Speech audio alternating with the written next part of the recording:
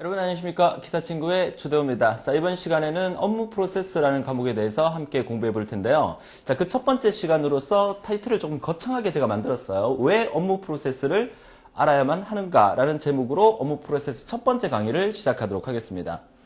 우선 강의를 시작하기 전에 제가 몇 가지 얘기를 좀 해드릴 텐데요. 우리가 우선 알고리즘과 데이터베이스라는 과목까지 오면서 저랑 많이 친해졌다고 저는 생각을 하는데 여러분 어떻습니까? 친해지셨습니까?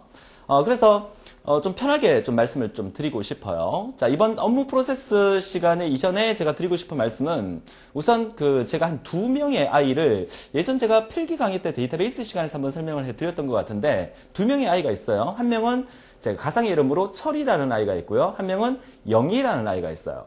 자, 이 영희라는 아이는 공부를 너무너무 잘하는 아이고요. 자, 철이라는 아이는 공부를 속된 말로 좀 못하는 아이예요. 자, 영희에게 제가 물어봅니다. 자, 영희라는 친구에게 너 고등학생이라고 가정을 한다면 너 제일 잘하는 과목이 뭐니? 라고 물었을 때 영희는 저 영어를 제일 잘합니다. 자, 그러면 제일 못하는 과목이 뭐니? 라고 물었을 때 저는 수학을 제일 못합니다. 이렇게 얘기를 합니다. 자, 그래서 제가 물어봤어요. 야, 영희야, 너 수학 점수는 몇 점이야? 90점이요. 영어 점수는 몇 점이야? 100점이요. 나머지 과목은 평균 95점이요. 자, 이 친구 말이 틀렸습니까? 맞습니다. 자, 영희라는 친구는 영어를 제일 잘하기 때문에 100점이고요. 수학을 제일 못하기 때문에 90점이에요. 자, 철이에게 제가 물어봅니다. 자, 철이라는 학생에게 야, 철이야, 너 제일 잘하는 과목이 뭐니? 역시 영희랑 똑같이 영어를 제일 잘한다고 얘기를 합니다. 자, 그러면 제일 못하는 과목이 뭐니라고 물었을 때 수학을 제일 못한다고 얘기를 해요. 그래서 철이에게 물어봤어요. 너 영어 점수 몇 점이야? 60점이요. 수학 점수 몇 점이야? 20점이요. 이렇게 대답을 합니다. 자, 차이를 아시겠습니까? 자, 제가 이 얘기를 업무 프로세스 수업 시간 직전에 해드리는 이유는 절대 여러분을 무시하기 위해서 하는 얘기가 아니라 이 강의를 듣고 있는 분들 중에서 업무 프로세스라는 과목 외에 알고리즘 데이터베이스도 마찬가지예요. 항상 처리의 입장에서 영희는 어떻게 제가 수업을 해드려도 잘 알아듣고 따라올 수 있다고 봤을 때 처리는 힘들 수가 있어요. 그러면 철이라는 학생에게 어떻게 하면 한 문제라도 더 맞추게 해줄 수 있을까를 제가 고민을 한다는 거죠. 자, 업무 프로세스라는 과목, 여러분들이 어떤 정보를 입수했는지 모르겠지만 과거 2005년 마지막 시험부터 현재까지 여러분이 치고 있는 정보처리 실기시험에 첫 번째가 알고리즘, 두 번째 데이터베이스, 업무 프로세스, 신기술, 전산영어 이렇게 5과목이 정보처리 실기시험에 출제가 되고 있어요. 그 중에서 알고리즘, 데이터베이스 두 개 다 배점 자체가 30점 아닙니까? 둘 다 만점 맞으면 무조건 합격이에요. 그죠? 그러면 나머지 업무 프로세스, 신기술, 전산영어가 0점 처리되더라도 정보처리 실기에서는 꽈락이 없기 때문에 무조건 합격할 수가 있다는 얘기입니다. 그거는 영희 얘기일 수가 있어요. 자, 그러면 철이라는 학생이 만약에 알고리즘 데이터베이스를 만점을 못 맞는다고 한다면 나머지 주변 과목에서 전체 배점 60점 이상이 되어야만 합격할 수 있기 때문에 어떻게 하면 철이에게 나머지 과목에도 점수를 더 획득할 수 있게 해줄 수 있을까? 이 부분을 고민하게 되고요. 자, 그리고 업무 프로세스라는 과목이 과거 2005년, 2006년, 2007년까지만 해도 내문항이 출제가 되는데요. 그 내문항을 많은 지문 속에서 지문을 열심히 독해를 하면 그 내문항이 그 지문 속에서 전부 다 답이 있는 형태로 출제가 됐었어요. 하지만 최근 기출문제의 경향을 보게 되면 딱 한 문제가 그렇게 나와요. 많은 지문을 독해를 분석을 했을 때 그 문제 속에서 답을 찾을 수 있는 그 답이 딱 한 문제고 나머지 3문제는 업무 프로세스에 관련된 용어가 출제가 되고 있다는 분석이 나오고 있어요. 그렇다면 이 업무 프로세스 강의를 통해서 제가 여러분들에게 해드려야 될 것은 그 딱 한 문제라는 독해를 할 수 있는 능력도 키워드려야 되고 나머지 3문제를 맞출 수 있는 업무 프로세스에 관련된 용어도 여러분들에게 설명을 해드려야 됩니다. 자, 그래야만 여러분들이 어느 정도 공부를 했을 경우에 업무 프로세스에서 적어도 4개 중에서 2개는 맞출 수 있게끔 해줄 수 있다는 거죠. 그런데 업무 프로세스의 배점이 알고리즘과 데이터베이스에 비해서 약하기 때문에 이 업무 프로세스 강의를 저는 한 10강, 20강 만들고 싶은 마음이 꿀뚝 같습니다. 그렇지만 그렇게 못하는 게 여러분들이 만약에 제가 업무 프로세스 강의를 20강까지 만들어 놓게 되면 그 강의를 다 들어야 되는 부담감이 생기잖아요. 그래서 저는 결심했습니다. 어떻게? 업무 프로세스 강의를 딱 5개만 만들겠다. 이번 강의를 포함해서 딱 5개만 만들어서 이 5개 내에서 20문제 중에서 10점이라도 맞을 수 있는 방법을 연구해서 강의를 해드리겠다는 얘기예요. 그 중에서 그 첫 번째 문제가 독해석에서 찾을 수 있는 방법, 독해를 어떻게 하면 잘할 수 있는가, 이 부분에 대해서 알려드릴 거고요. 나머지 시험에 나올 만한 용어들을 마지막 5강까지 업무 프로세스의 전반적인 개념을 설명하면서 그 용어들을 알려드릴 거란 말이죠. 그러면 여러분들이 4문제 중에서 2문제, 운 좋으면 3문제, 4문제까지도 맞출 수 있게끔 해드릴 수 있다는 얘기입니다. 그 얘기를 좀 해드리려고 싶어요. 저는 영희만을 위해서 강의하는 게 아니에요. 철이라는 학생을 합격을 시켜야 된다는 거죠. 자, 정리가 되십니까? 자, 그래서 왜 업무 프로세스를 알아야 하는가라는 이 제목으로 첫 번째 화면에서 제가 보여드리는 게 바로 이 컴퓨터와 업무 프로세스의 만남이라는 거죠. 업무 프로세스를 영어로 하게 되면 비즈니스 프로세스라고 합니다. 비즈니스 프로세스, 업무 프로세스, 그리고 컴퓨터, IT를 의미하는 거죠. 자, 왜 정보 처리 기사라는 시험에서 우리 IT와 관련 없는 이 업무 프로세스라는 과목을 정보 처리 기사 실기 시험에 한국산업인력공단 측에서 넣어놨을까요? 그 이유를 곰곰이 한번 생각해 볼 필요가 있어요. 과거 정보처리 기사라는 이 자격증의 역사가 한 40년이 넘어가고 있어요.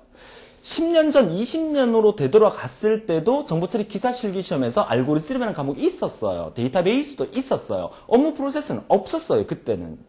근데 최근 우리 정보처리 기사 실기시험에서 업무 프로세스가 등장한 이유는 바로 그거예요. IT와 비즈니스 프로세스의 만남 때문이죠. 자, 업무 프로세스의 범위를 얘기하라 그러면 정말 너무너무 광범위합니다. 오늘날 모든 회사에서 일어나는 하나하나의 모든 업무들이 전부 다 업무 프로세스거든요. 그러면 그 업무 프로세스 중에서 어디서 어떻게 시험에 나올지 예상조차도 할 수가 없어요. 근데 그 업무 프로세스의 범위보다 더 광범위한 것은 알고리즘이에요. 알고리즘이라는 것은 수많은 경우의 수에 따라서 문제를 출제할 수 있기 때문에 제가 생각할 때는 그 범위는 알고리즘이 더 넓다고 생각해요. 컴퓨터가 표현할 수 있는 그 범위의 수가 상당히 넓거든요. 그렇기 때문에 알고리즘은 배점이 30점이나 분량이 되기 때문에 제가 그 부분을 중점적으로 20몇 개의 강의를 만들어서 보내드리는 거지만 업무 프로세스는 20점이기 때문에 그만큼 보내드릴 수가 없어요. 그래서 제가 5개의 강의만 딱 만들어서 보내드리려고 지금 계획을 잡고 강의를 진행하고 있어요. 그러면 이 컴퓨터와 비즈니스 프로세스의 만남, 왜 만나고 필요한가? 우리 정보 처리 실기에서 이 업무 프로세스가 왜 중요한가라는 부분은 오늘날 여러분들의 회사를 생각해 보세요. 자, 오늘날 여러분들의 회사에서 컴퓨터 없이 회사의 업무가 돌아가는 회사가 있냐는 거죠. 없습니다.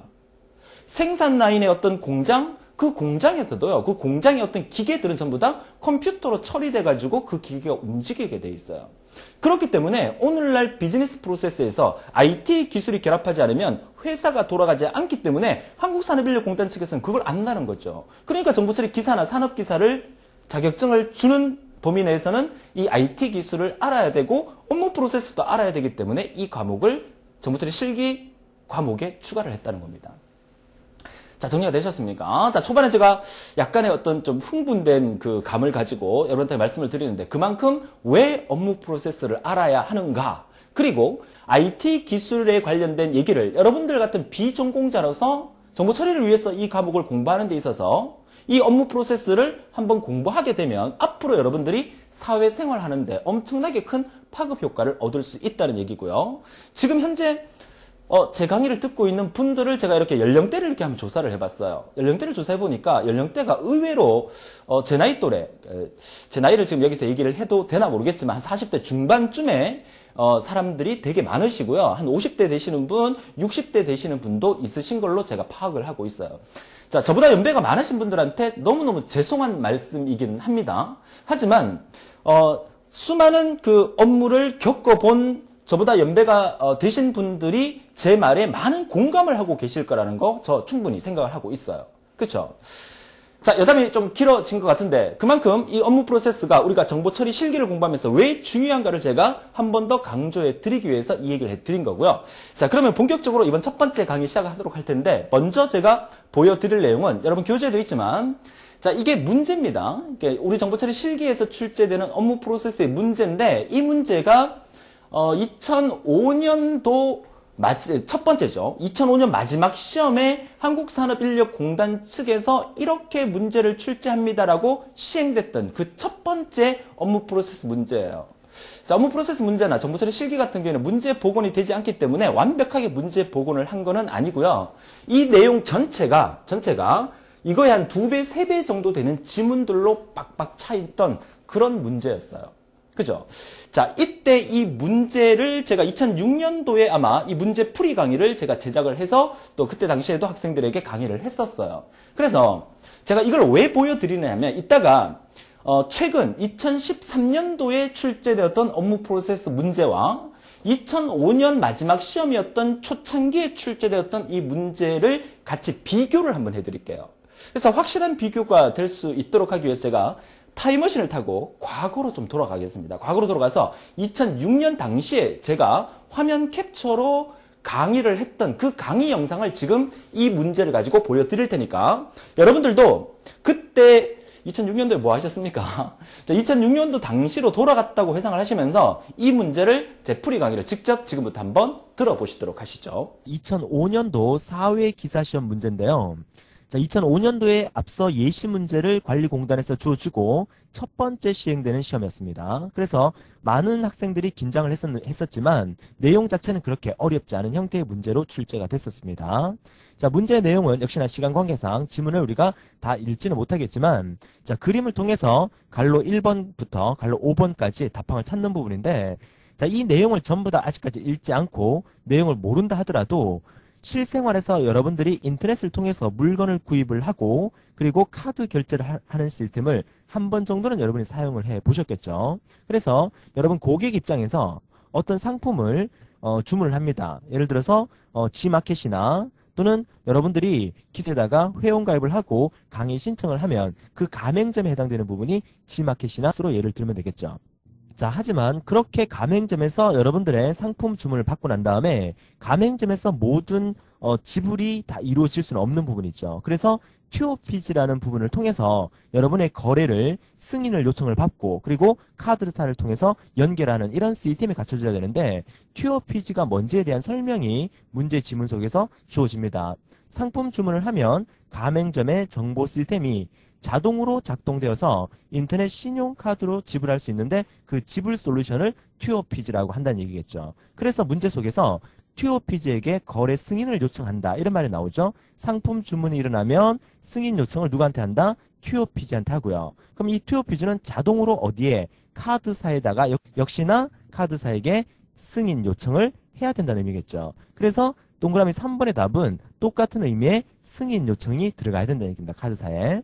그러면 카드사에서 승인 요청이 일어나게 되면 그 승인이 되는지 안 되는지에 대해서 거래 승인을 다시 튜어피지로 보내줘야 되겠죠. 그래서 문제의 지문을 읽어보면 튜어피지는 인터넷을 통해서 고객들이 상품을 구입할 때 카드 사용자 연체 여부나 사용 한도 금액을 포함한 카드 사용과 관련된 이상 유무를 카드사로부터 실시간으로 받아서 결제와 관련된 승인 업무를 대행해주고 있습니다. 그래서 튜어피지는 가맹점으로부터 거래에 대한 승인 요청을 오면 해당 카드사에 역시나 승인 요청한다. 자, 요 승인 요청이란 말의 의미가 바로 이 말이고요. 이 승인 요청에 대한 의미가 바로 이 말이 된다는 의미겠죠. 그래서 승인 요청을 하고 카드사의 확인을 거쳐 거래 승인이 자동으로 통보되면 여기서 말하는 거래 승인이 뭐겠어요? 거래 승인이 여기서 카드사로부터 자동으로 통보가 되면 그러면 가맹점에게 거래 승인을 다시 해주고 그러면 여기서 가맹점에게 거래 승인을 해줘야 되니까 동그라미 2번 답에 해당되는 게 이 부분이라는 그런 개념이겠죠. 자, 화면이 좀 지저분해서 잠시 지우겠습니다. 자, 그래서 이런 시스템으로 해서 3번에 승인 요청이 들어가고 거래 승인이 카드사로부터 떨어지면 2번을 통해서 거래 승인을 해준다는 그런 의미로 여러분이 보시면 된다는 거겠죠. 자, 이렇게 해서 가맹점인 대한민국 관광주식회사는 고객이 요청한 여행 티켓을 고객에게 상품 배송을 해준다는 의미니까 상품 배송에 해당되는 게 동그라미 1번의 답이라는 것을 쉽게 찾을 수가 있을 텐니다. 자, 따라서 여기까지의 내용으로 동그라미 1번과 2번 그리고 3번의 답은 우리가 쉽게 찾을 수 있었고요.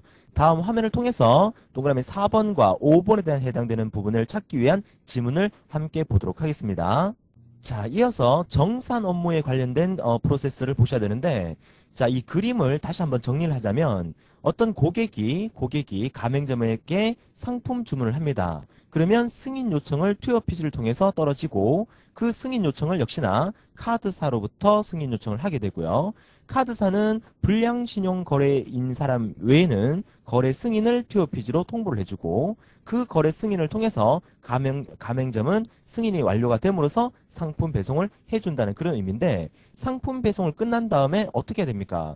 가맹점은 카드사로부터 돈을 받아야 되죠. 그래서 가맹점은 다시 4번 과정을 거쳐서 매입 청구를 하게 되고 카드사는 또 5번 과정을 통해서 대금을 가맹점에다가 입금해주는 이런 형태의 솔루션으로 만들어져야 된다는 그런 의미인데 이런 분석이 왼쪽 지문에서 설명이 되고 있죠. 자, 지문에 따라서 한번 보도록 하겠습니다.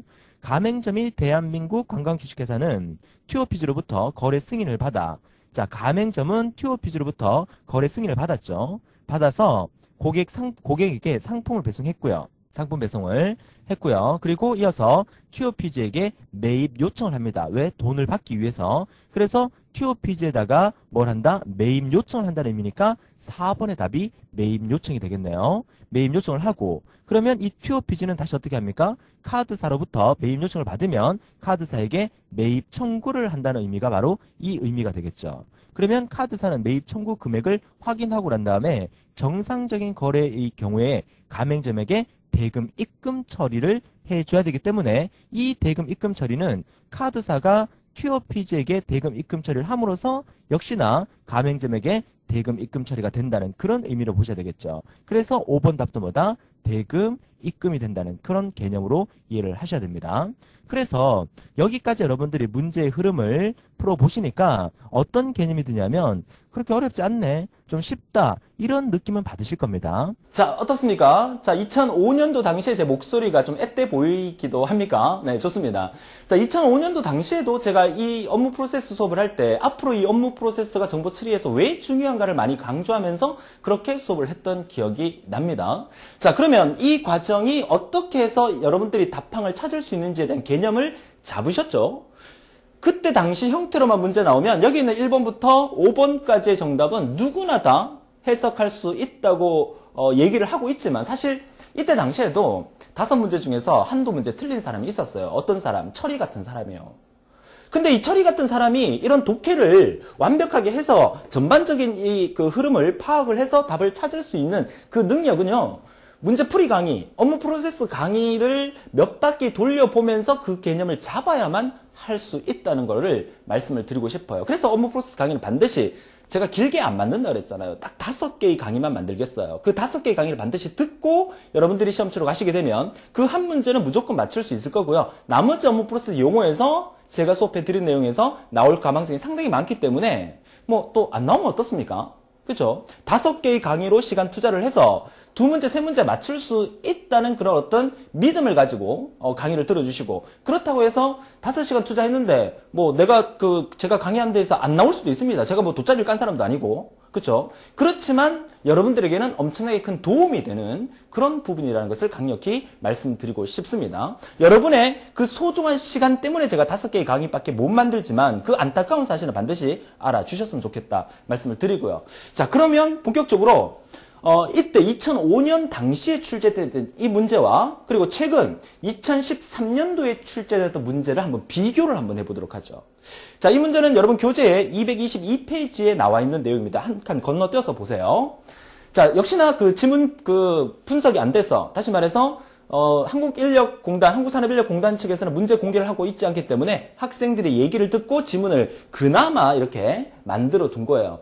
실제 문제는 이보다 지문이 상당히 더 많다는 얘기죠. 그러면 2005년 당시랑 비교했을 때 어떤 차이가 있냐면 첫 번째로 동그라미 1번, 2번, 3번에 대한 내용은 업무 프로세스에 관련된 용어를 알고 있어야만 풀 수 있는 문제였고요. 그리고 마지막 이 그림 속에 들어있는 동그라미 4번의 문제는 2005년 당시의 문제랑 똑같다는 얘기입니다.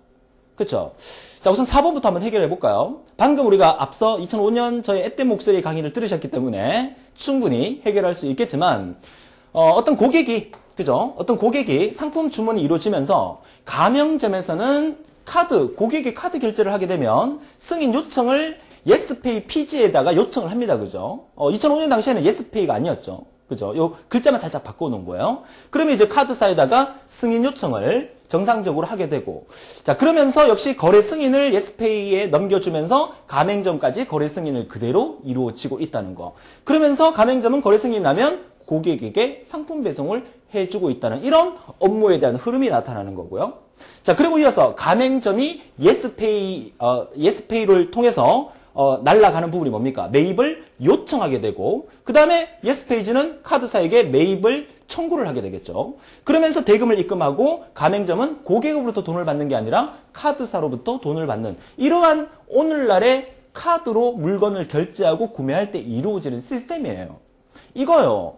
우리는 그냥 보통 그 물건을 살 때 카드를 그러니까 긁어버리면 되고 인터넷에서 카드번호 입력해갖고 결제를 하면 되지만 이런 업무 흐름이 어떻게 돌아가고 있었는지는 우리가 잘 몰랐지만 이 문제를 통해서 아 이렇게 돌아가고 있구나라는 사실을 아는 것만 해도 우리는 뭔가 오늘날 IT 시대의 뭔가를 하나 더 알게 된 거죠. 그렇죠? 자, 그러면 마지막에 문장을 읽어볼게요. 그래서 가맹점인 미래관광진흥회는 예스페이 피지로부터 거래 승인을 받아. 그죠? 예스페이 피지로부터 거래 승인을 여기서 받는다는 얘기죠. 거래 승인을 받아 여행 티켓을 고객에게 상품 배송을 하고 그 다음에 예스페이 피지에서 매입 요청을 한다. 그래서 예스페이 피지에서 뭐 한다? 이 4번 답이 매입 요청을 하겠다 이 얘기고요. 그래서 예스페이 피지는 가맹점으로부터 매입 요청을 받으면 예스페이 피지는 가맹점으로부터 어떻게 매입 요청을 이렇게 받게 되면 카드사에게 매입 청구를 하고 카드사로부터 대금 입금이 되면 가맹점으로부터 대금 입금을 완료한다. 이 문장을 여러분들이 읽어보고 이런 그림 속에서 관로가 나와 있는 부분에 답을 찾는 형태의 문제, 한 문제. 그죠? 충분히 여러분이 맞출 수 있다. 이 얘기를 안 듣고요. 업무 프로세스 전혀 공부 안 하고 시험장으로 갔어요. 이 문제 보는 순간 여러분 너무 부담돼요. 업무 프로세스 지문이 장황하게 있는데 이 많은 지문 내가 다 읽어야 되나? 아직까지 알고리즘도 내가 했는 답이 정확한지 안 정확한지도 모르는 상태에서 업무 프로세스 아예 보지도 않습니다. 그죠? 대충 질문 읽어요. 파악 안 된다는 거죠. 반드시 업무 프로세서 4문항 중에서 한 문제를 여러분이 맞추는 게 목적이고요. 나머지 3문제, 업무 프로세스 용어가 어떻게 흘러가는지 개념으로 나머지를 맞출 수 있어야 알고리즘 데이터베이스에서 실수, 사람이기 때문에 실수할 수 있다는 얘기죠. 실수를 하더라도 여러분들은 반드시 합격할 수가 있다. 그 얘기를 지금 강력히 주장을 하고 있는 겁니다.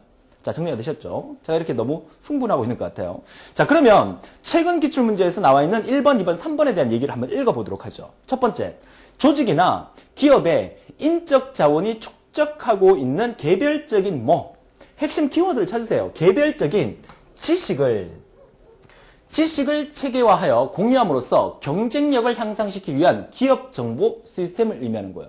어떤 지식을 체계하는 기업적인 어떤 정보 시스템을 말하는 거다. 그 다음에 기업이나 조직의 지식을 이용하기 위해서 쉽게 축적하여 지식을 기업의 전략이나 정책 수립. 다시 말해서 지식이라는 것을 기업의 전략이나 정책 수립, 의사결정에 사용할 수 있도록 적절한 시간에 또 적절한 사람에게 적절한 지식을 제공하기 위한 시스템이다. 오늘날 업무 프로세스 이 기업에서 이 지식 시스템이라는 것은 엄청나게 중요한 거예요. 이게 무슨 말이냐면 여러분 잘 알고 계시는 네이버라는 회사도 네이버라는 회사가 갑자기 이렇게 급성장을 했는 이유를 아십니까? 그게 바로 지식 때문이에요. 지식인.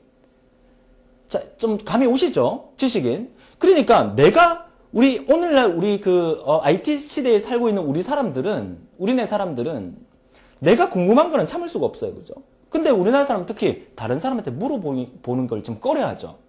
자동차를 몰고 운전하고 어디 가다가 틀림없이 이쪽 방향인데 잘 모르겠어. 요즘은 물론 내비게이션이나 스마트폰이 다 알려주겠지만 길 가는 사람 붙잡고 저기 어디로 가야 됩니까? 라고 물어보는 조차도 꺼려하는 게 우리나라 국민들의 습성이에요. 그죠? 근데 이 네이버가 급성장하게 된 것은 지식인을 만들어서 내가 모르는 부분을 인터넷으로 그대로 물어보면 쉽게 답을 해줄 수 있는 그런 시스템이 만들어졌기 때문에 네이버가 급성장하게 된 거고요. 오늘날 기업도 마찬가지예요. 오늘날 기업도 내가 알고 있는 지식이 있어요. 근데 옆 사무실에 근무하는 사람의 직원들은 내가 알고 있는 지식을 모를 수가 있다는 거죠. 회사의 커뮤니케이션, 그죠? 커뮤니티를 통해 가지고 내가 알고 있는 지식을 올려둠으로써 다른 부서의 직원들이 그 지식을 서로 공유할 수 있음으로써 회사의 발전을 도모한다는 의미가 바로 이 지식 경영 시스템을 의미하는 거예요. 그쵸? 자, 그래서 1번 답은 영어 약자로 KMS라는 게 답이에요. KMS가 뭐냐? Knowledge, 지식, 매니지먼트 시스템의 약자죠. 그러니까 지식 경영 시스템을 의미하는 거다. 자, 보니까 이 정도 문장 정도면 충분히 여러분들이 KMS라는 사실을 알 수 있겠죠? 이 KMS라는 용어가 2013년 마지막 3회 시험에도 출제가 됐었고 2013년 두 번째 시험에도 출제가 됐었어요. KMS라는 용어 자체가 한 회에 연속적으로 출제됐다는 거죠. 업무 프로세스를 여러분들이 기출문제의 답항 정도라도 공부를 했다면 2013년 2회 때 시험을 쳤던 내용을 공부를 했다면 2013년 3회 때 시험에서 맞췄다는 거예요. 그러니까 왜 업무 프로세스를 공부를 안 할지 모르겠어요. 그래서 제가 업무 프로세스를 한 10강, 20강 만들고 싶어요. 그쵸? 그렇지만 여러분들의 소중한 시간을 줄여드리기 위해서 딱 5개의 강의만 만들겠다고 다시 한번 얘기를 해드립니다. 반드시 강의를 다 듣고 시험처로 가달라는 부탁을 드립니다. 자, 두 번째 볼게요. 자, 첫 번째 문장, 마지막 문장은 여러분들 읽어보시고요. 자, 두 번째 보니까, 자, 아울러 관리자들은 최고 지식 관리자, 그리고 전담 직원, 그리고 갈로 2번, 그리고 이런 것 등 지식 획득을 위한 조직의 역할과 책임을 개발해야 합니다. 자, 동그라미 2번은 공통 관심사를 가진 사람들의 비공식적, 자발적 소규모 연구 모임이다. 그래서 공통 관심사. 이거 네이버 지식엔에도 이런 얘기 많이 나옵니다. 그죠? 공통 관심사를 가진 사람들의 비공식적, 자발적, 소규모 이런 연구 모임을 우리가 뭐라고 하겠습니까? 그쵸? 지식을 서로 나눈다는 의미의 지식 공동체라고 합니다. 지식 공동체. 지식 공동체가 답이에요. 근데 업무 프로세스 문제에서는 답항을 이따 보여드리겠지만 답항 속에서 한글로 잘 안 나오죠. 영어 약자로 나옵니다. 그래서 이 2번 답의 정답은 COP라는 게 정답이에요. COP 약자가 Communities of Practice. 그러니까 지식 공동체를 의미하는 말이 COP라는 사실, 이 용어를 하나 기억해 주시면 된다는 거죠. 자, 정리가 되십니까? 이런 용어들을 이따가 다음 2강, 3강, 4강, 5강까지 제가 많이 표현을 해드릴 겁니다. 자, 정리가 되십니까? 뭘 어떻게 공부해야 되는지. 자, 3번 보도록 하죠. 자, 3번은 또한 기업들은 종업원들의 교육을 관리하고, 자, 교육을 지식 경영과 다른 시스템에 통합시키는 방안이 필요하다. 그래서 3번은 다양한 유형의 교육 훈련을 관리, 실행, 평가하는 도구들을 제공한다. 이거 누굽니까? 이게 기사 친구 아닙니까? 그렇죠? 여러분들의 어떤 교육을 위해서 여러 가지 형태의 시스템을 갖추고 여러분들에게 서포트해주는 그런 시스템을 의미하는 거예요. 계속 읽어볼게요. 그래서 최근 동그라미 3번은 D롬, VOD, 웹 기반 강의실, 온라인 상의 실시간 강의, 온라인을 포럼, 채팅 세션의 집단 학습 등을 포함한 다양한 형태의 온라인 학습을 제공하는 형태다. 이걸 우리가 뭐라고 했냐면 러닝, 배운다는 얘기죠. 그 다음에 매니지먼트, 관리 시스템이다 해서 우리가 LMS라고 하죠. 자, 1번 답 뭐였습니까? 1번 답은 KMS, 지식경영 시스템. 2번 답은 COP, 그죠? COP. 3번 답은 LMS. 이 정도의 용어는 우리가 시험에 나오든 안 나오든 그걸 떠나서 우리가 오늘날 IT 시대에 살아가면서 신문 기사를 읽더라도 많이 등장할 수 있는 그런 용어라는 거죠. 그렇죠? 자, 이런 용어들을 배워두면 참 도움이 많이 되고 재미있어요. 그렇죠? 이런 많은 용어들을 앞으로 보여드릴 겁니다. 자, 어떻습니까? 자, 지금 제가 타임머신을 타고 2005년, 2006년도로 돌아가서 그때 당시에 제가 강의했던 문제와 2013년 최근 기출됐던 문제를 같이 비교해 보니까 그 문제의 흐름이 거의 비슷하고 한국산업인력공단 측에서도 필기시험 쳐보신 분 아실 거예요. 필기 같은 경우는 뭡니까? 과거 기출문제가 똑같이 나오는 경우, 약간의 말을 바꿔서 나오는 경우가 상당히 많아요. 문제 은행 시스템이라는 거죠. 8년이 흘렀습니다. 2005년 마지막 시험부터 2014년까지 8년이 넘게 시간이 흘러오면서 업무 프로세스 문제도 이제 과거 기출 문제 속에서 그대로 출제하면서 말을 바꿔가면서 새로운 용어들을 추가하는 형태로 문제가 출제되고 있다는 것을 제가 분석을 하고 있는 거죠. 저희 분석대로 여러분들이 학습을 하셔서 업무 프로세스에서도 10점을 목표로 반드시 두 문제를 맞출 수 있는 그런 여러분들이 되셨으면 하겠다는 거 말씀을 드리고요. 자, 그러면 이제 다음 페이지에서 세 가지 용어를 한 번 더 정리를 합니다. 여러분 교재에 있을 겁니다. KMS가 뭐다? 지식관리 시스템이다. COP가 지식공동체다. 그리고 LMS는 학습관리 시스템이라는 거. 이번 강의를 통해서 이 세 가지 용어를 반드시 기억해 두시기 바라고요. 자, 답항이 이렇게 출제가 됩니다. 그죠? 자, 답항 속에서 1번 답이 KMS가 여기 있네요. 그죠? 자, KMS가. 자, 1번 답이 KMS니까 이 KMS가 이제 9번이라는 얘기죠. 자, 1번 답은 여러분 시험 칠 때 이렇게 하세요. 1번 답은 9번이야. 이렇게 적어 두시고요. 그 다음에 2번 답은 COP니까 COP가 저기 있죠. 31번에 있네요. 2번 답은 31번이야. 그리고 3번 답은 LMS니까 3번 답은 5번이고, 4번 답은 매입 요청이었죠? 매입 요청이었으니까 20번이야. 자, 요렇게 문제지에다가 메모를 하는데, 한 가지, 절대 여러분 시험 치고 나올 때, 역시나 가답안이 우리가 기사친구에서 발표가 될 겁니다. 가답안이. 가답안 발표되는데 시험지 수험표 뒷부분에 이렇게 답을 적어 나오죠. 필기 때는 시험지 통째로 들고 나올 수 있기 때문에 여러분들이 1번에 뭐 했는지 2번에 뭐 했는지 알 수 있지만 실기 때는 문제지를 못 들고 나옵니다. 그렇기 때문에 수험표 뒤에 여러분이 한 답안을 정확하게 적어 나오셔야 합격자 발표 나기 전에 여러분들이 합격 여부를 알 수 있다는 거죠. 근데 이렇게 제발 적어 나오지 마세요. 문제 보군이 안 되기 때문에 이렇게 나오면 9번이 뭔지 우리가 알 수가 없어요. 그러니까 기사친구에서 가답안을 발표할 때는 1번은 KMS고요. 2번은 COP고요. 3번은 LMS고 4번은 매입 요청입니다. 이렇게 가답안을 발표하기 때문에 여러분이 답을 정확하게 뭘 했는지를 적어 나오셔야 여러분이 했던 게 맞다 안 맞다를 판단할 수 있다는 거. 그것도 참고로 알아두셨으면 좋겠네요. 자, 이렇게 체크를 했으면 실제 시험장에 가서 OMR 카드 봐야 되겠죠? 제가 이 OMR 카드를 굳이 수업 시간에 이걸 왜 보여드리냐 하면 처리를 위해서요. 처리. 그러니까 그 처리하는 학생이 사실 뭐 그러니까 인간상은 되게 좋은데 공부를 조금 못하는 것 뿐이에요. 그죠? 그러니까 그 친구가 OMR 카드가 평소에 보지 못했던 이런 OMR 카드를 보면서 많이 당황을 한다는 얘기죠. 그래서 처리에게 당황하지 않기 위해서 아까 1번 답이 뭐였죠? 그쵸? 자, 다시 한번 볼게요. 자, 1번 답이 KMS였으니까 9번이었잖아요. 그죠? 1번 답이 9번이었으니까 업무 프로세스 문제가 1번이었다면 1-1번에 9번이니까 이렇게 9번에다가 이렇게 마킹을 이렇게 하라는 얘기입니다. 그쵸? 만약 2번 답이 만약에 뭐 40번이다. 그러면 40번에다가 이렇게 마킹을 하는 겁니다. 그쵸? 자, 이렇게 OMR 카드도 정확하게 실수하지 않고 마킹을 잘하고 올 수 있도록 해달라고 부탁을 드리는 거죠. 자, 좋아요. 다시 한번 여러분들의 목표 정리를 한번 해보겠습니다. 자, 알고리즘 데이터베이스 업무 프로세스 신기술 동량 전산 영어 5과목 중에서 저의 목표는 이렇습니다. 알고리즘 30점 다 맞으세요. 데이터베이스 30점 다 맞으세요. 이거 2개 만점 맞고 합격하면 제일 좋아요. 기분이 상쾌해요. 그죠? 사람이기 때문에 실수할 수 있습니다. 한 문제 실수하면 6점이 날아가 버리기 때문에 12점이 여기서 날아가 버려요. 업무 프로세스 만점 20점 중에서 2문제, 5개의 강의만 딱 듣고 가셔서 2문제 맞출 수 있는 목표로 가주세요. 자, 이렇게 얘기하니까 선생님 괜히 시간 낭비해서 5개 강의 듣고 왔는데 무슨 말인지 한 개도 몰라서 다 틀렸어요. 이렇게 얘기하실 수도 있어요, 사실은. 그쵸? 그치만 보험 아닙니까? 그죠? 안 듣고 시험 치러 가고 다 틀리는 거 하고 듣고 시험 치러 가서 2문제 맞추면 얼마나 기쁜 거예요. 그죠? 시간 낭비 절대로 아닙니다. 그래서 제가 길게 강의 못 만든다고 하잖아요. 5개의 강의만 딱 만들어 드리겠습니다. 자, 신기술 동량 6점.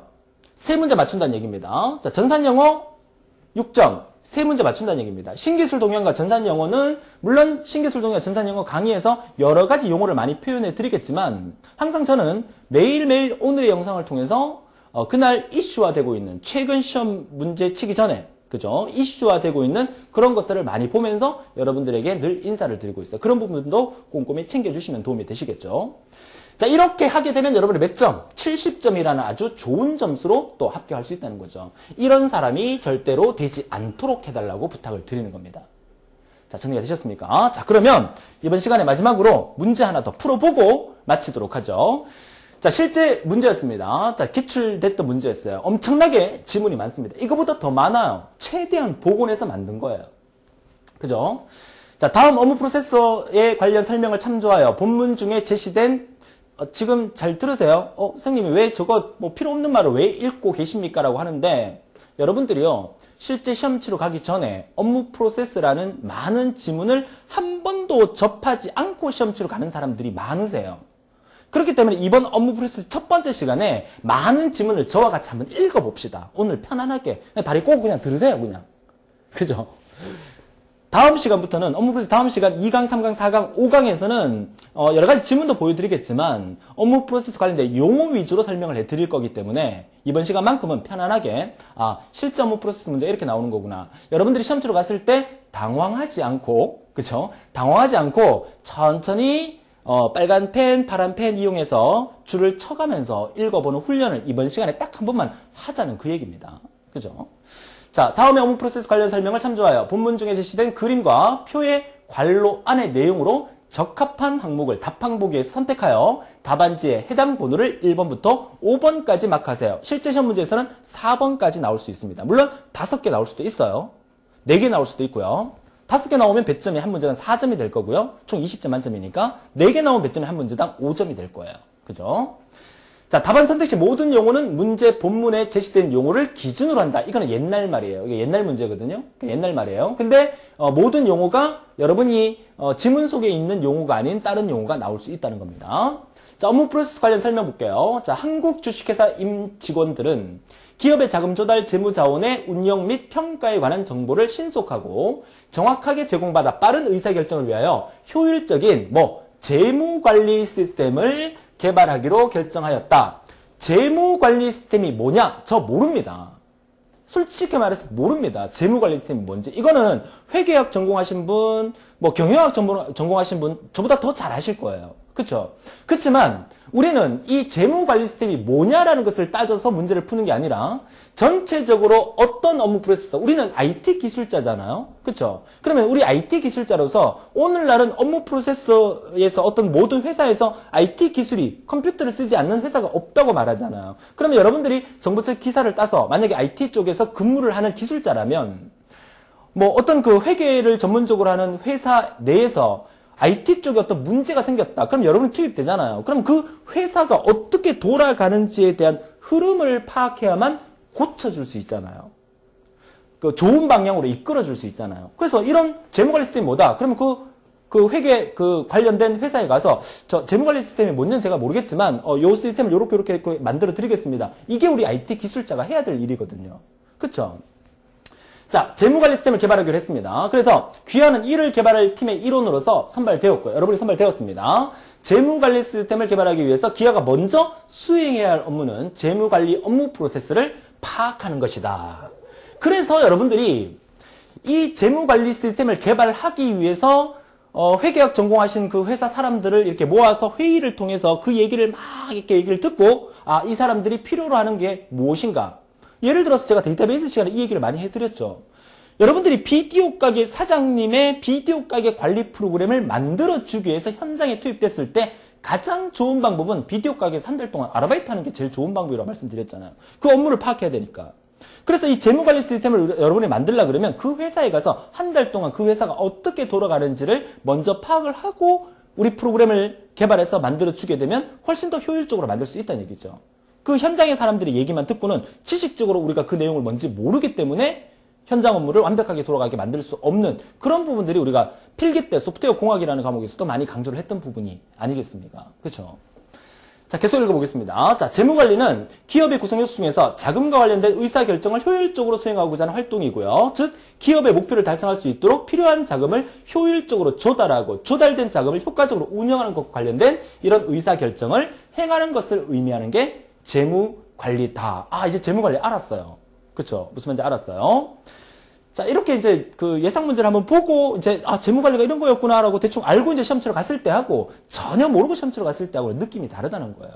그 느낌 때문에 한 문제를 더 맞출 수 있는 거예요. 여러분이 저를 믿으면 한 문제를 더 맞출 수 있는 거예요.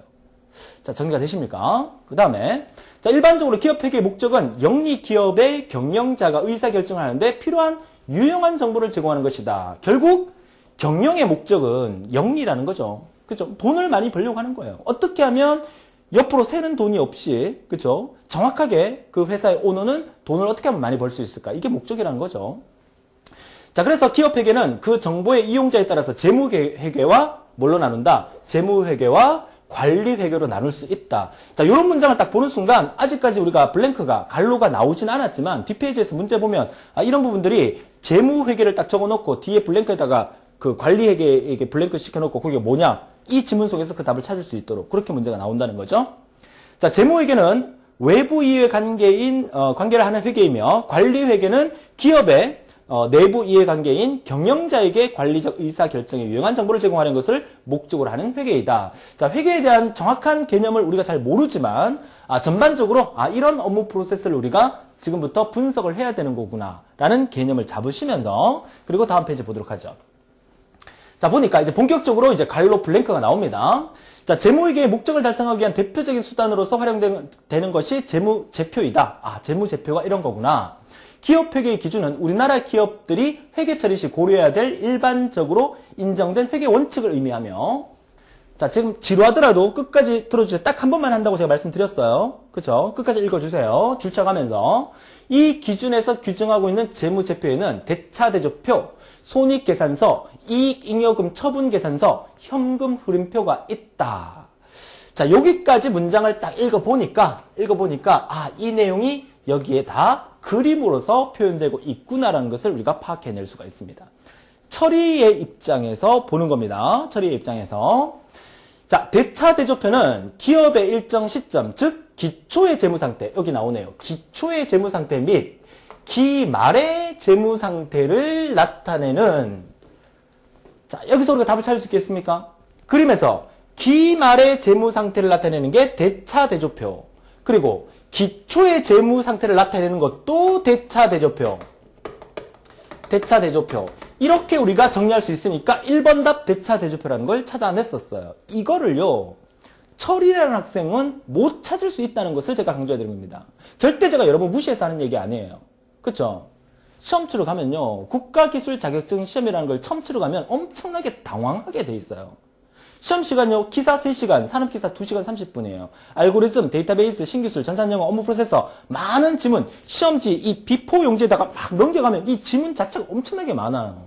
그쵸? 얼마나 당황스러우냐. 거기까지 제가 생각을 한번 해본다는 거죠. 여러분의 마음을. 그죠?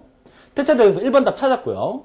자, 기업이 소유하고 있는 자산, 부채, 자본에 관한 정보를 제공합니다. 그리고 손익계산서는 기업의 일정 기간 경영 성과를 나타내는 동태적 보고서다. 동태적 보고서가 뭐다? 손익계산서다. 자, 지문에 보니까 뭐라고 되어 있습니까? 손익계산서가 기업의 일정 기간 동안 경영 성과를 나타내는 동태적 보고서가 손익계산서를 나타내고 있다는 설명을 해주죠. 손익계산서 어떻습니까? 일정 기간 동안 경영 성과를 나타내는 거. 그쵸? 바로 나와 있고요. 그 다음에 또한 이익잉여금 처분계산서는 이익잉여금의 처분 내용을 나타내는 것을 의미한다. 그죠? 보고서이다. 그래서 이익잉여금 처분계산서는 이익잉여금의 처분 내용, 이익잉여금의 변동. 이게 뭡니까? 이게 바로 2번에 이익잉여금의 변동을 나타내는 이익잉여금 처분계산서가 바로 2번 답이라는 거죠. 자, 요게 몇 번? 2번 답이라는 거 찾을 수 있겠고요. 자, 계속 읽어보니까 현금 흐름표는 기업이 일정 기간 동안 기업의 영업활동 및 투자와 재무활동으로 인한 현금과 예금의 변동 내용을 나타내는 역시 동태적 보고서이다. 그게 뭡니까? 이 모든 내용이 여기 설명되어 있죠. 그래서 3번 답에 해당되는 게 바로 현금 흐름표가 되겠다. 이렇게 우리가 답을 찾아낼 수 있다는 겁니다. 그래서 이번 그 첫 번째 시간에서 과거 기출 문제이긴 하지만 지문 속에서 그림 속에 있는 갈로 블랭크를 찾아내는 방법을 어떻게 하면 찾아낼 수 있다. 열심히 읽어보면서 핵심적인 내용 부분을 찾아낼 수 있는 거예요. 이게 독해의 개념이, 한글의 독해에 대한 개념이 되겠지만 한글 독해 안 해보면 어려워요. 그쵸? 한번 해보니까 이런 식으로 문제를 풀어나면 되겠다. 이런 느낌이 드신다면 이번 시간 수업 잘 들으신 거예요. 성공하신 거예요. 그쵸? 자, 좋습니다. 계속 보도록 하죠. 자, 이들 재무제표는 각각 서로 다른 재무적 정보를 제공해주면서 하면서 많은 지문들이 포함되고 있는데 이 지문은 제가 읽지 않도록 하겠습니다. 시간 관계상. 그래서 나머지 이 지문들은 여러분들이 반드시 한번 읽어봐 주셔야 됩니다. 그래야만 이와 같은 문제가 여러분 시험 문제에 그 지문이 비슷한 형태로 똑같이 나올 수 있기 때문에 읽어봐 주시고요. 대신에 이 마지막 이 문장이 다음 페이지에 블랭크에서 나오는 부분이기 때문에 이 문장은 제가 다음 페이지 넘겨서 같이 한번 보여드리도록 하죠. 자, 이 문장입니다. 자, 이 문장이 이제 마지막 표에서 설명을 해주고 있는 거죠. 자, 재무 비율 분석은 기업 특성 중에서 안정성, 수익성, 활동성, 성장성, 성성성이 나오죠. 그쵸? 자, 해볼게요. 안정성, 수익성, 활동성, 성장성, 현금 흐름성. 요거 반드시 여러분 지문 읽을 때 동그라미를 치세요. 그러고 난 다음에 비교하라는 얘기. 안정성. 안 보여요. 그죠? 수익성, 활동성. 수익성, 활동성, 성장성, 현금 흐름성. 요거 네 가지가 다 나와 있으니까 맨 앞에 4번이 뭐겠어요? 이거죠. 안정성이죠. 그쵸? 이렇게 분석하는 훈련을 하라는 얘기예요. 그죠? 그 다음에 자기 자본 비율, 이자 보상 비율, 유동 비율은 요거 세 가지는 그죠? 요거 세 가지는 안정성을 의미한다. 그죠? 요거 오타네요. 그죠? 안정성입니다. 안정성을 의미한다. 그죠? 그 다음에 매출 순이익률, 총자산 이익률, 그리고 수익성을 분석하는데 사용한다. 뭐가? 그죠? 이 수익성, 매출 순이익률과 이익률은 얘를 분석하는데, 수익성을 분석하는데 사용한다. 이 문장이 나오고 있고요. 총자산 회전율, 그 다음에 재고자산 회전율, 요 두 가지가 여기에 있으니까 중간에 들어있는 매출 채권 회전율이 여기에 정답이 되겠다. 여기까지 파악할 수가 있겠네요. 자, 그래서 매출 증가율은 성장성을 분석하는 데 사용되고, 현금 부채 비율은 현금 흐름성을 분석하는 데 사용된다. 자, 이렇게 문장을 여러분들 읽어보면서, 1번 답이 뭐다, 2번 답이 뭐다, 이렇게 답항 40개 중에서 여러분들이 찾아서 OMR 카드에 정확하게 마킹하면 되는 이런 형태로 우리가 업무 프로세스 문제가 진행이 되고 있습니다. 그죠? 자, 어떻습니까? 자, 분석을 해보니까, 업무 프로세스 할만하다는 느낌이 드시죠? 성공하신 겁니다. 그쵸? 업무 프로세스 4문제 중에서 한 문제, 독해를 통해서, 방금 제가 했던 형태를 통해서 반드시 한 문제 맞춰주시고요. 나머지 3문제를 맞추기 위한 용어 정리를 다음 시간부터 하게 될 건데, 우선 미리 제가 몇 가지 한번 보여드릴게요. 이런 거. ERP라고 들어보셨습니까? ERP, Enterprise, 전사적 자원관리. BPR이라고 들어보셨습니까? BPR, Business Process Re-engineering. 우리가 지금 하고 있는 업무 프로세스를 어떻게 한다? 재설계한다. 오늘날 기업에서는요, 오너가 항상 생각하고 있는 것은 그 기업의 회사의 직원이 만약에 100명이에요. 오너의 입장은요, 그 100명의 사람들이 자기를 위해서 정말 열심히 오늘도 일해 주기를 원해요. 근데 오너가 이렇게 보니까 100명 중에서 저 사람은 왜 이렇게 농땡이를 치고 있지? 저 사람은 왜 저렇게 뭐 딴짓을 하고 있지? 저 사람은 왜 카톡만 하고 있지? 이런 생각을 하는 순간 자르고 싶어요. 그쵸? 근데 저거 잘라도 될까 말까 이게 궁금하다는 거야. 오너는 궁금해요. 그래서 외주 업체를 데리고 와서 우리 기업 비즈니스 프로세스 리엔지니어링 재설계 한번 해봐라. 그래서 필요 없는 사람 자르자. 필요한 사람만 데리고 있자. 한 사람이 할 수 있는 일을 만들어내자. 기계가 필요하면 기계를 투입하자. 이런 식으로 회사를 경영하기를 원해요.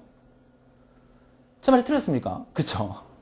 자, 이런 것들이 전부 다 비즈니스 프로세스에 관련된 용어들입니다. 이것만 알아도 몇 문제는 맞출 수 있겠다. 뭐 이렇게 말씀을 드리고 싶지만 사실 그 범위가 넓은 건 사실입니다. 그래서 많은 강의를 찍고 싶지만 5개의 강의를 통해서 다음 시간부터 여러 가지 용어에 대해서 설명을 드릴 거예요. ERP 하나를 갖고 하나의 강의를 만들 수도 있어요. 그렇죠? 그렇지만 어떻게 하면 여러분들이 한 문제라도 더 맞출 수 있을까 고민하는 저의 모습. 다른 알고리즘과 데이터베이스 강의를 듣지 않고 이 강의를 먼저 듣는 사람들은 어떻게 보면 제 말에 대해서 좀 오해를 할 수 있겠어요. 그쵸? 제가 알고리즘 데이터베이스 강의하면서 얼마나 많은 얘기를 해드렸습니까? 그거 느껴지신다면 이 업무 프로세스 강의 5개의 강의 열심히 들어주셔서 반드시 여러분이 원하는 목적 달성하실 수 있도록 해주시고요.